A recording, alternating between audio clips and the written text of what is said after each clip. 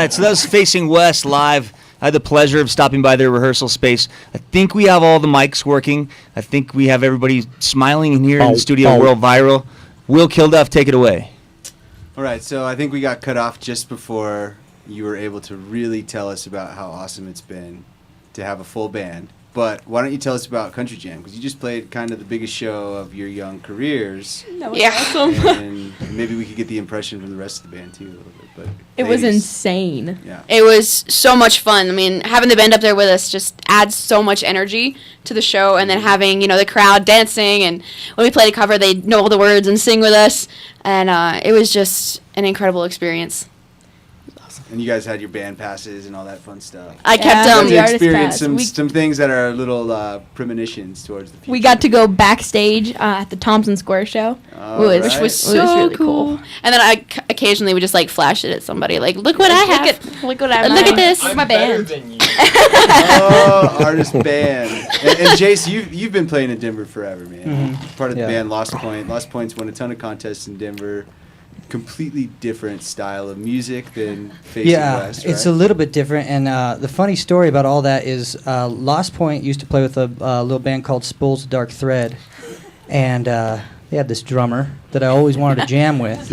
I don't want to jam with him. And we talked for years, like, man, we got to do something. do something. We even had meetings and stuff. Yeah, years and years and You're years. We talking talked about that. Jamie here. And it was definitely this last weekend was cool, a really cool moment to come up and look in your eyes and be like, Dude, you're like, We've- you're we in my, did it. we're did it, man. gazing together right now. there were stars in our eyes. We were No, well, happy. we had brought in, when I was playing with my dad's band Firefall, there was some lead singer issues, so Scotty and I had talked about we should, we got this kid in Denver that can do it. He's great. He's awesome. The problem is that my dad would always book us hopscotching, me and Jace. So we only played one song at Hudson Gardens together, right? One song. Right. And I think I was on tambourine. Yeah, so it wasn't the full thing, but it was like, okay, here's the chance. We're gonna be in Firefall together and go play hits, from the '70s, and then that didn't happen. Which I talked to Mark Andes today, a bass player extraordinaire, and he said, wow, it's actually a blessing in disguise that you and him didn't work out in Firefall, because now this thing wouldn't have come about. So Yeah. I'm much more excited Jamie. about this than '70s hits. I Googled your dad. Oh no. Yeah, and this in this picture of Rich Ross is right there on the front, dude. Oh, that's hilarious. Rich is if you Google anybody's name from Denver, Rich is somewhere in there. I thought that was funny. And then I know, so you guys have kind of, there's many things about your band that's ominous. Like Scotty Flint, Pando Records, he's worked in the scene forever. He puts together this band, right? But then there's Josh over here, who's actually closer in age to you guys than these guys are. Yeah. And why don't you tell me a little bit about how you became a part of Facing West? I became part of this project. Originally, the producer who's still producing, Josh Bertrand, he contacted me and reached out to me. He was like, hey, I'm putting together this project. Would you like to be a part of this? And I agreed, and months later, here we are. And how long have you been playing bass? Because you throw it down, but you got soul too, man. You got Hey, chops. thank you, man. I've been playing for the better part of 8 years or so. So. Wow. Back in the day. Back in the day. But I mean, for you guys who are, I'm 33, closer to my age. Like if I had ever had some talented musicians I'm come up and ask 23. I'm close to the ground. Dude. I don't know what you're talking But I mean, about. don't they just, these kids blow your mind? They're completely just, it's ridiculous. If I was writing songs like Dissection when I was 13 years old and just playing like you guys, I don't know where I'd be today. It blows my mind. You guys are phenomenal players. Thank you. Sydney's just moody, so that's how she gets it all out. Hey, I could say the same thing about you. See, Maybe. your sisters, so I'm sure you guys have to deal with that too. I know that the times that we spent up at your house, that we had some fun, but there's definitely some sister snaps going on from here and there. It's mostly Sid. A little bit of sass. Yeah, obviously. Yeah, well, their mom too, and Yeah. and Tim, and Scotty. it's Scotty. Scotty's got that You guys, little you guys girl have sass. so much positivity going on collectively. I was talking to Scotty upstairs, and I think I mentioned it to a couple of you guys, but there's this constant circle of Facebook positivity going on between these 5 people that are sitting here, and it. As someone who has been around and seen you grow as singer-songwriters and gotten to know you on a more personal level than just watching a show here and there, I have to say it's contagious. It's like completely contagious. That I've had, I've seen some of Jamie's posts and I'm like, that just reshaped my day.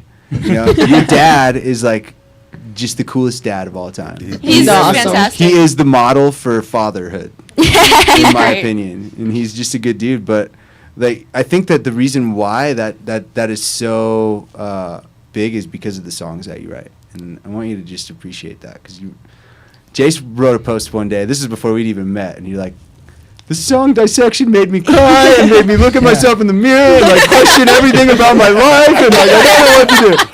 And I heard the song, and I'm like, Yeah. Exactly. Wow, I just cried. Well, thank you.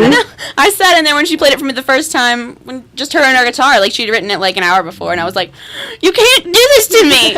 I'm just like sobbing and reconsidering my entire life." So And one day I just whatever. decided to be moody, and One day. One day, it was the day she was born. That's when she hey. "You guys are gonna have some fun." Why you gotta be so The rude? thing about these guys is it's obviously genetic or you're born with it. You work as a musician, as a lot of us know, for years and years and years. And most likely we'll never get a chance to play a big stage or make royalties, Stepping into this situation, when Scotty called me and he says, you're in a new band. I said, oh okay. What? And he's like, show up tomorrow. I'm like, what is it? And he's like, that 13 and 16-year-old girl? I was like, the duo sisters? I was like, what? Like, what Disney, what do you... So anyway, You just what's gotta going let it on, go, Scotty? Jamie. Quit joking around with me. And he's like, show up tomorrow, on Monday. And I was walking into Jam Space up the ramp, and it was just them with their guitars. And just kind of doing their thing, warming up or, working on a new tune. And it was right in your face.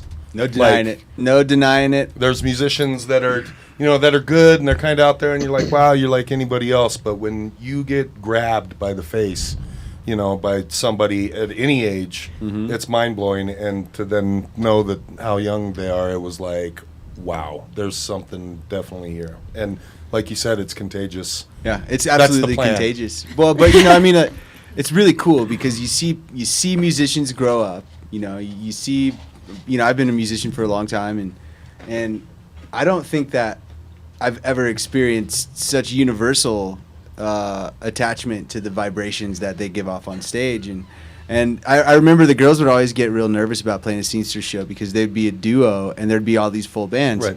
So they'd be like, what kind of songs should we play and how should we do it? And I don't know if they noticed that whenever they played, that was typically the set where the audience was paying the most attention. And they might not have been jumping up and dancing, but you had the most faces going. Exactly. And your dad so graciously allowed me to, Chris, switch the camera over here, show their record. Your recent record. If you record hold in it up to your August, left right? in front of that Yeah. camera right there. Right here. There you go. See? There you go. There it is. Hey, that's my face. That's my face. So That's my face. Tim leaked me one of these copies, and I cannot wait to hear it because right before you guys started working on this record, we were kind of just dinking around. But every couple of weeks, I come up and set up a studio, and one of the songs this time Yeah. has been, we messed around with it for a little while, and it's been stuck in my head ever since the first time I heard it play, and then I got to see you guys play it at the Hard Rock Cafe, and oh my gosh, is this song phenomenal. I mean, the song Thank is you. such a hardcore, it's like your badass song. It really is. And Well, the good thing about it is we haven't even released that, Mhm. and we're already in talks of going to work with some big boys, upper echelon boys, on the second album, yeah, well, I know it's already It's written. like I know it's already written. Yeah. the fast track of the songwriting and the album production is already it's Well, and do you think that this time you're going to be able to be all 5 of you working together on a record from start to finish? Yeah. Yeah. We've already started I hope. we started a couple songs hope. together now, and these Yeah. songs that we've started working on are They're unlike any good. song we've ever written, and they're coming from all these different angles. Like, Yeah. you know, having all these different people working on this music is just creating something so beautiful. I'm just so excited. Yeah, I mean, we're so blessed to have these guys around us. They're pretty awesome. It's not us, it's you guys. It's killer to see where this is going, and Yeah. I'm using my imagination on where it's going to go, and it's only going to get better, guys. You know, it's good well, stuff. and it was a good indication at Country Jam because, you know, that's a big stage, a lot of people, 80,000 people running around there. Mm-hmm. And, you know, like the Hard Rock show was contained, no monitors. We're trying to remember the parts and stuff. You just started practicing together. Yeah, it was like a It was couple like days. 2 practices. Yeah. Country Funny. Jam, it was a full-blown rock show, Yeah. you know, and Well, I want to challenge you because I want you to play your ballads live. I want you in the middle of a set to just drop the floor out and play your ballads and shock people. Absolutely. Because your ballads melt people's hearts. They are like heart melting, just they need to be a part of your show. And I know with these guys you can find a nice dynamic to where that dropout will be an effective part of the performance and where you're going to see people just be like, oh my gosh. And then you bring it back in with a song like This Time or Dissection, and then everyone's going to get back in the groove and do their jump and stuff. But your ballads have to be played live. They just I have to. agree, because we love our ballads. We write Yeah, we them do. all the I time. like to sit in my room and write really Really reflective, sad sad songs. ballads. It feels that must be that teenage girl sticking out. Maybe a little. I don't know. I mean, you guys, you got Joe Cocker. You got. I mean, think about how many people have made a living off of just ballads, and then they got to rock out too. I mean, exactly. you're just. It's all growing together in such a phenomenal way. I really am so grateful to have been a part of the Scenesters and been able to. You're one of our first real success stories from a standpoint of not only like performance and that whole piece, but making the world better through your music. And Thank you. you know, Should we all hold hands right now? it's so hard for me not to just compliment what's going on. I don't but- mean to make a joke of that. You're absolutely But Jamie, right. you told me. I mean, at the Hard Rock, we talked for 5 minutes, and you're like, "Dude, this is something that is the most positive thing I've ever felt." Yeah. And then, you know, your mom, who's not on camera right now, but you know, she just talked about how blessed she felt for everyone to be a part of it, and I felt her nerves start to roll down a little bit, you know, and.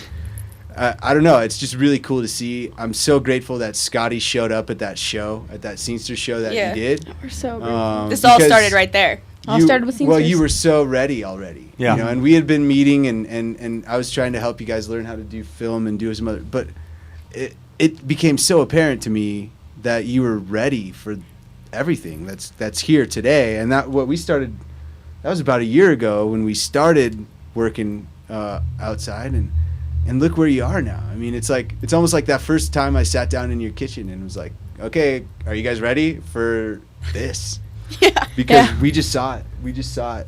It's the come second full it came circle. up. And it's only been a year, and you're here, and like you've got this really solid support team. But you know, great job, Mom, and great job, Dad, and great job, Scotty, for bringing the right people together. But They'll start winding down. yeah. You know, when we're hitting 5 or 6 cities a week, Mom and Dad won't be so giddy anymore. They'll be like, "Get out of here! Wow, we made a mistake. Here's hospitality." right. Oh, you know, that's good though, right? Mom and Dad get to take a break because you're going to be Exactly. You know, they've been working really hard, and I know Yeah. that you give them a lot of credit. But They're I mean, incredible. I think everyone could speak to how awesome the Powell That- family is absolutely. in this panel. That's what this is about, man. Good people bringing good people together. You know, like positivity, great music, and success, dude. That's what we're all here doing. So Well, thanks for having us kind of as a pseudo homecoming back to where that day yeah. Yeah. happened, you know. Yeah. Oh, you guys are always welcome down here. You know, the Scenesters is something that is also growing organically, and we don't have to worry about booking national acts. We don't, because we're here to book the kid band that's never had a show before. You know, Yeah. but I mean, as you grow, you know, you always have a home here. We're Yeah, making. Can we come back? We're making Yes, please. national Can I action. just- Well, I live mean, in it's like, come can on, I guys. sleep If in they the work out their basement? mic How many issues. times have Yeah. you played Herman's Hideaway? You know. I got a bag on Hey, you man. a little bit, dude. I Come on, how many years have I known you? This is true. This is true. So I gotta say, one thing you were talking about the performance and stuff, and one really cool thing at Country Jam I noticed about Caitlin is she had no worries at all when there was a moment where we had an issue between songs, like, you know, we just needed some time in between songs. She would know, okay, I got to kill some time, and she'd be like, all right, shirts, who wants some shirts? No, and she'd just go off. Oh, who wants some CDs? How y'all feeling? No, and she would just go off, and she was great at killing time. And Natural. those moments are really important, especially for, you know, lead players and stuff like that. And Yeah, Well, I mean, unexpected moments on being a big stage. yeah. Something's gonna happen, you know. Yeah, and I remember- hopefully it's small. yeah, I was tuning, and I had like a delay in tuning and stuff, and I couldn't get my guitar in tune.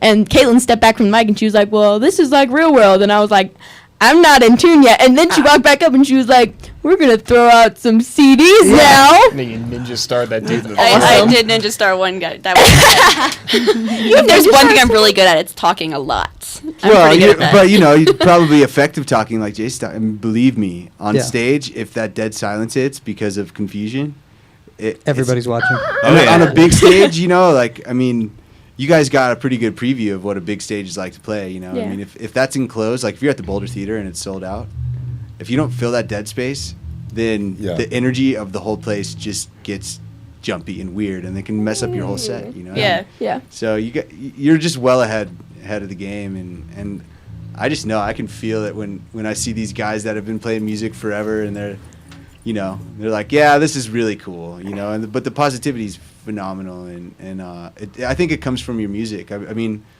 we're gonna give a lot of people credit here for it, but the Yeah. songs that you write are just beyond. You know, that's what music's supposed to sound like. Yeah. Thank I mean, you. doing this is and I think it's what I've always wanted to do since I was little. So the fact that it's becoming a real thing now. Like I was sitting there at Country Jam looking at all these guys, seeing the stage or whatever, and I basically just I teared up. I was like, oh my god, I was 5 when I told my mom I was gonna win American Idol, and like this is like real. I'm about to play with like an awesome band in front of people, and there's Keith Urban across the way like rocking out, and I broke down for a minute. I was just like, this thank is God real. you didn't do American Idol. I know, right? Truly, thank you for not doing American Idol. It was surreal. It was Cereal. like we walked off. It was really What kind of surreal. cereal? Like, Fruity Cinnamon Pebbles? Toast Crunch. Oh no, those I are always like Cinnamon Toast disgusting. Crunch the best. Yeah, me Yeah. too. I heard Scotty's Charms. like beating off the guys, like he's like playing the dad role. Yeah, Is that happening already? We couldn't go there with it. He's grounded me twice already.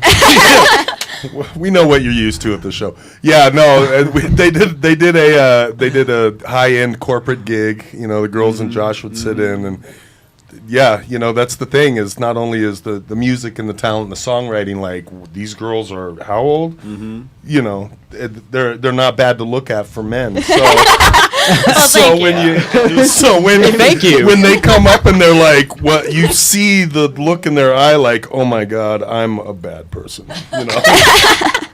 Well, You just grown rip that up. out of their It's a hearts good every thing. single time. Well, you know, you've grown up. I mean, the first time we saw you, you were very noticeable children, and over the last year and a half, you've become beautiful ladies, and I think that you're lucky to have some of these guys in your corner. Yeah, we're, Yeah. we're protectors now. And, well, and like I do have to say, you know, I have a very special place for the Powell family in my heart because we had some really awesome times together, but also because the girls like completely just transformed everything about what this charity means to me because of their music. I swear, their music is just so insane. But to have you two guys who know the biz and who know what it's all about. And then another guy here who's a tall dude who's gonna learn from you guys how to make sure that the girls are protected. You know, I mean, it's a big deal. I'm kind of hurt. I haven't even been to their house yet. You have to get out. Okay, barbecue. No, it's cool. No, seriously. It's cool. Yes. They just met me before they met you, Jamie, or else you Yeah, probably would. Yeah. Oh wow. But in- Don't judge our drum kit. It's really bad. It's real bad. But in the past you might year, not like Sydney's it. become taller than me. Oh, so yeah. now I have to wear Amazing. heels all the time because she can't be taller than me. I'm older than her. No, but that actually adds to the story in a really funny way. When I noticed that in the most recent pictures, I'm like, No way. I was supposed You to know? be tall, and I quit growing. She's huge. You're only She's 16. adorable. But I've been growing since 5th grade. Well, I didn't grow She's from. precious. Yeah, I grew 2 inches when I was 22 years old. So That would be great. There you That go. would, and I could be taller than her again, which would be right. I am the big Yeah, sister. and then I just grow again, and you're a shorty again. Aw. She's so cute. You guys are man, cute. you guys are just gonna have so much fun. Already, yeah, it's already started. And then next week we're on the main stage at Country Jam Yeah, Headwaters. So Yeah. it just North, huh? keeps each week has been Better than the last. well, no, I can't even say better than the last. It's just it It's just growing. keeps compiling Yeah, on top, yeah. and going and meeting with Luke Bryan's guys. It Oh, was so like cool. sitting there watching. We played a couple songs. We were only supposed to spend like an hour and a half with them. We were supposed to play 4 songs. Ended up playing like 5. 10. Well, total, but we played 5 or 6, and then we made a little roundabout at Andy Burkhall's place, the Oriental, and got up and talked. And they went and got Scotty had them grab their guitars. I don't know what song it was, but James, there was a point where he was kind of doing this, and I thought, uh-oh, this isn't good. He doesn't like this song. And then when he kind of pulled up, I realized that he was tearing up. And watching him tear up, watching her tear up, watching him, and then watching her tear up because everybody else is tearing up, it was like, man. There's gonna be all these like 50-year-old men just breaking down emotionally because of your songs. Yeah. That It's would be like- so cool. And then I cry, Yeah, I and then always she cry. cries, and then my mom's usually crying at some point. all the time. It's My emotional. dad's I'll cried tell a you couple what, times. I've had some moments in my career where it was like, wow, this is amazing, and Yeah, this is yeah. the point. But it's my hardened shell of being a seasoned musician has kind of broken open a little bit because it is emotional. Well, it's apparent. I mean, the first time I took home 2 of their songs, I was like, I got home, I put my headphones on, and we just did one take clickers, and I'm like, oh my gosh, Yeah, like it's heavy. It's These heavy girls duty, man. just have it. They just have it. Well, And, if you're at home watching, you're going to have a chance to cry here after we take a quick commercial break because Yeah. we're going to have them play live here in the studio, Studio B at World Viral. Nice segue. Yeah, you like that? I was waiting So for get it. your tissues. Get your tissues if you're at home, and we'll be right back. Whatever. We're playing a fun song. The mission of Mile High Scenesters is to provide a community-based platform for youth music programs by fostering an environment of creativity and mentorship. We have a group in town that really is so supportive. They do instrument drives, they raise money for instruments, they provide opportunities for students to perform. They are called the Mile High Scenesters. We started our own official nonprofit, and it's basically entirely focused on youth development. I never came from a musical background or anything like that, but I remember I tried piano lessons and then I went on to oboe lessons, and then I finally found the guitar, and it fit with me so well. And I've just learned to love it, and it's something I do every day. We are the Mile High Scenesters. We're a non-profit organization with our partner organization Optimist Youth. We support youth musicians and school music programs. I actually started music about 7 years ago in orchestra, and ever since then I've been interested in the guitar, and started about 5 years ago. And it's always been basically, like Kate said, my outlet, and there's really nothing else I can take my energy out on. I'm a teacher, and so I've seen a lot of how music has benefited my students, especially the kids who struggle in school. Right. That's huge, and they need to have those opportunities. It's a way for us to get our youth to, kind of a mentoring sort of position where we can keep them interested and involved and bring the next generation into our fold, so to speak. We've been doing a quarterly event series that's family-friendly, all-age events at Herman's Hideaway. Get kids up on a big stage, let them see what that's like. We also have a singer-songwriter series for elementary school students and an ongoing musical instrument drive. We recently donated quite a few instruments to DPS. We also raised over $3,000 at our last event in December, and those funds have been designated for Denver Public School music programs. There was no program like this available. I mean, if I had the opportunity to play on the stage at Herman's Hideaway when I was 12 years old, 13 years old, my life path would have been completely different. Imagine having those 11 years of growth underneath your feet, but also with positive adult role models that'll guide you through the process. Check us out at milehighscenesters.org or contact us at milehighscenesters@gmail.com. We'd love to hear from you. All right. So, my name is Will Kilduff with the Mile High Scenesters, and we are lucky enough today to have Facing West in Studio B in the basement. So, take it away, ladies and gentlemen.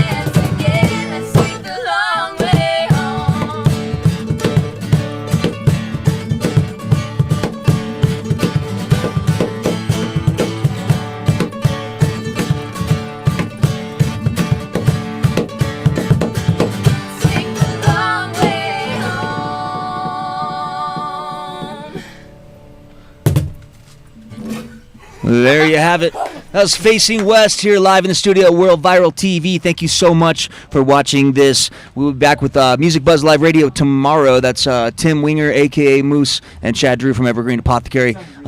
Until then, come down and see the girls perform tonight. Facing West is playing with Jessica Lynn, Capper, and friends, and a bunch of other cool people. So we appreciate you guys watching World Viral TV. Mile High Scenesters has its own show. You can scroll down the page, worldviral.tv, and click on that and see all kinds of cool youth music features. Until then, like I said, we will talk to you very soon. Lovely people.